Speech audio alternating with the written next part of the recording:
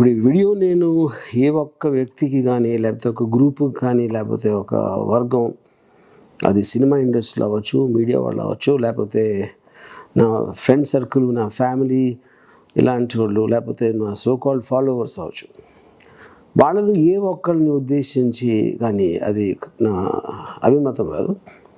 కాకపోతే నాకేమనిపించిందంటే, ఎవరు మాట్లాడినా, ట్వీట్ చేసినా, లేకపోతే సోషల్ మీడియాలో నన్ను కోట్ చేసినా, వాళ్ళందరూ బిట్లుగా, లేకపోతే ఒక మీము, లేకపోతే ఏమన్నాడో తెలుసా, ఇలా చేశాడంట, ఇలా అన్నాడంట, అలా చేశాడంట అని బిట్లుగా అంటారు.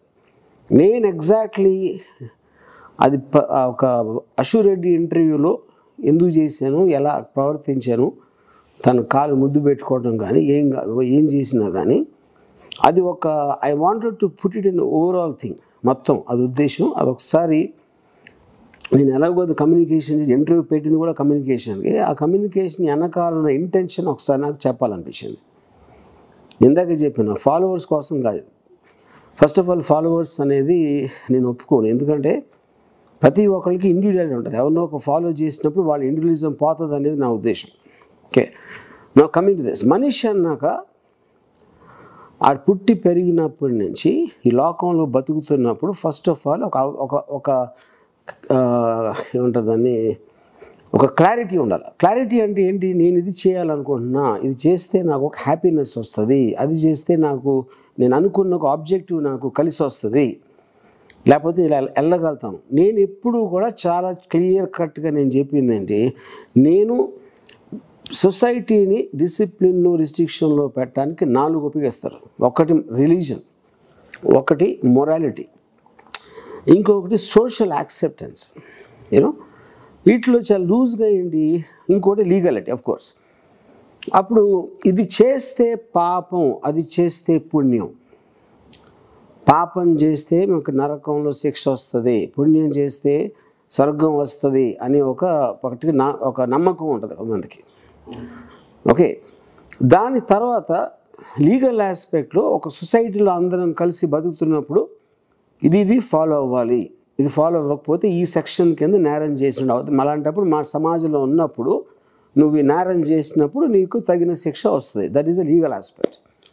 మారల్ ఆస్పెక్ట్ ఏంటంటే, ఇలా చేయటం తప్పు, ఇలా చేయటం సరికాదు అని దాంట్లో ఒక గిల్ట్ ఆస్పెక్ట్ ఉంటుంది, లేకపోతే వేరే ఉంటాయి. సోషల్ యాక్సెప్టెన్స్ అనేది, ఇలా చేస్తే ఎవరేమనుకుంటారు, బయట వాళ్ళు ఏమనుకుంటారు, మనం పనిచేసే చోట వాళ్ళు ఏమనుకుంటారు, జనం ఏమనుకుంటారో వాళ్ళకున్న కోరికలు, వాళ్ళ బతకాల్సిన విధానాన్ని కంప్లీట్గా చంపుకుని వేరే వాళ్ళ కోసం జీవిస్తారు. ఓకే, అది వాళ్ళ అభిమతం. దాని గురించి నేనేం తప్పు పట్టట్లా, చేయాలా చేయకూడదా అనేది నేనేదో ఒక పెద్ద లెక్చర్ ఇవ్వబోట్లేదు, నేను ఎప్పుడు ఎవరికి ఇవ్వను కూడా. సో ఇప్పుడు ఒక పర్టిక్యులర్ పాయింట్ ఆఫ్ ఆస్పెక్ట్లో క్లారిటీ అనేది, ఇప్పుడు నేను దేవుని నమ్మను, అందుకని ఆ ఆస్పెక్ట్లో నేను రిలీజన్ ఏం చెప్తుంది, దేవుడు ఏం చెప్తున్నాడు అనేది నేను పట్టించుకోను. అందుకు చాలా క్లియర్ కట్గా నా ఫస్ట్ శివ సినిమా రిలీజ్ అవ్వకముందు నుంచి చెప్తా వస్తున్న విషయం.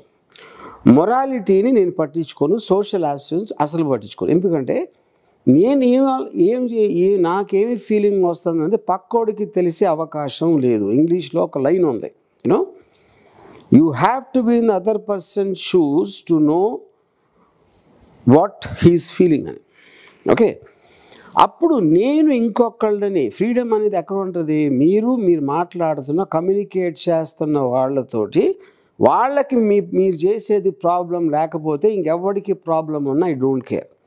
సో అప్పుడు పబ్లిక్ ప్లాట్ఫామ్ మీదకి ఎందుకు వచ్చిందని మీరు అడిగితే, ట్విట్టర్ అనేది ఇట్స్ ఎ పర్సనల్ కమ్యూనికేషన్. నన్ను ఇష్టపడి ఫాలో అయ్యేవాళ్ళు, లేకపోతే లేకపోతే ఊరికని క్యూరియాసిటీతో ఫాలో అవ్వచ్చు.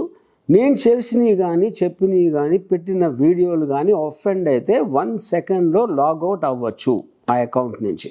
దాన్ని నేను పట్టుకుని కూర్చోలేదు. ఓకే, సెకండ్ పాయింట్ ఏంటంటే, ఇప్పుడు ఇదే వేరే మీడియాలో వచ్చింది, వేరే ఛానల్స్లో వచ్చింది, మీమ్స్లో వచ్చింది అంటే వాళ్ళు చేస్తుంది, వాళ్ళకి వాళ్ళ ఫాలోవర్సే ఉంటారు, అందరూ నా ఫాలోవర్స్ కాదండి. ఓకే, ఇప్పుడు మూడోదండి, నాకు అష్యూరెడ్డి, that is what is called in the wider aspect consenting adults.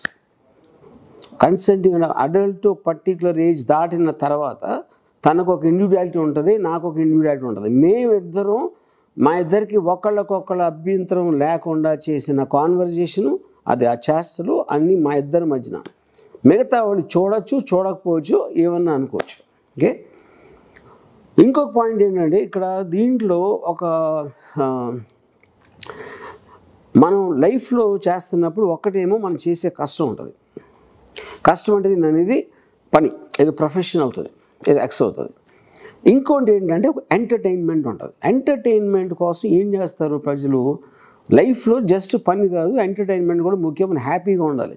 ఎవరో క్లబ్కి వెళ్ళొచ్చు, ఎవరో ప్యాకెట్ ఆడచ్చు, ఇంకోళ్ళు ఎవరో స్పోర్ట్స్ ఆడచ్చు, ఇంకోళ్ళు ఎవరు ఏదో చేయొచ్చు. వాళ్ళందరికీ వాళ్ళ సెన్సిబిలిటీ ప్రకారం, టేస్ట్ ప్రకారం వాళ్ళు ఒక్కొక్కటి చూస్ చేసుకుంటారు. దాంట్లో నేను చూస్ చేసుకున్నది ఒక అందమైన అమ్మాయితో ఇలాంటి కాన్వర్జేషన్ చేయటం. అంటే అదొక్కటే అని కాదు, one of the main things నాకు అది. దాంట్లో అభ్యంతరం ఉండటానికి కేవలం ఇద్దరికే ఉండాలి. ఎవరు ఇద్దరంటే నేను, గ్రూప్ అవ్వచ్చు, కానీ అందరం కలిసి ఒకే తాటి మీద we decided to do that, and no one has any business to. అంటే సింపుల్ పాయింట్, మీకు ఇష్టం లేకపోతే చూడటం మానేయండి అంతే. మీ వేరే పనులు లేవా? ఓకే, మీకు ఇలాంటిది నచ్చదు, ఓకే చూడొద్దు, అంతే, అయిపోయింది. ఇంకోటి ఏంటి, చూడనప్పుడు ఇందాక నేను ఆల్రెడీ ఎక్స్ప్లెయిన్ చేశాను, మీడియాలో పెడితే ఏంటి అని, ఎందుకు అవుతుంది, ఎలా అవుతుంది అని చూసాను. అది కూడా చూడటం మానేయండి. ఎందుకు చూడాలి? అప్పుడు వరల్డ్లో కానీ, భారతదేశంలో కానీ, రాష్ట్రంలో కానీ, మీ ఫ్రెండ్స్ సర్కిల్లో కానీ, మీ ఫ్యామిలీలో కానీ మీకు నచ్చని 100,000 జరుగుతూ ఉంటాయి. అన్నిటిని మీరు ఆపేస్తారా? నేను కేవలం ఏ మాత్రం దాచుకోకుండా exactly what I feel I will do, what I say, what I feel I will say. It's a point. I believe in the fundamental tenets of Ayn Rand's objectivism. All నేను చదివిన ఎంత కొన్ని ఫిలాసఫీస్ నా college time నుంచి వాటిలోంచి నేను తీసుకుని నాదొక పర్సనాలిటీని డెవలప్ చేసుకున్నాను. ఆ పర్సనాలిటీలోంచి నాకు నుంచి ఒక పర్టిక్యులర్ ఆస్పెక్ట్స్ అనేది చేయాలనిపిస్తే అది నేను చేస్తానే ఉంటాను. ఓకే, మీరు దాంట్లో ఏది ఈ పర్వట్టు లేకపోతే క్రాకు, వీడికి బుద్ధి దొబ్బింది, మతి దొబ్బింది, మీరు ఏమనుకున్నా నాకు పర్లేదు. నేను దాని గురించి చెప్పట్లా, అలా అనుకోవద్దని నేను చెప్పట్లా. నేను కేవలం ఎవరు ఇది విన్నా సరే మొత్తం ఫుల్ టోటల్గా అతనికి ఏంటి నా ఉద్దేశం ఏంటి అనేది అర్థం అవ్వాలి అనేది ఒక్కటే నా ఉద్దేశం.